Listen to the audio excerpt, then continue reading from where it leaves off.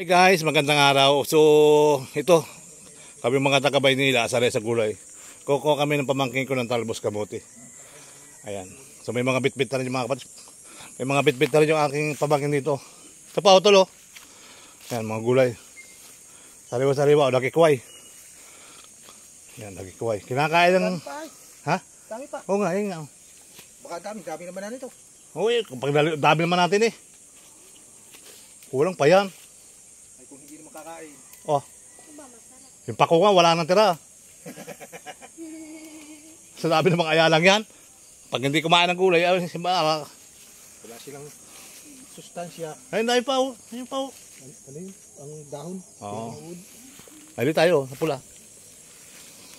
Sipag nila oh ngayon. Hi guys! Hi mga ining, mga tatlong baby. Kamusta na kayo? Ang tatlong baby nangunguha ng gulay. At dalawang matandang baby kasama pa. Dahil hindi marunong mag-internet yung dalawang baby. Yung dalawang matandang baby. Kaya may kasamang tatlong baby sa internet. Ayan po sila.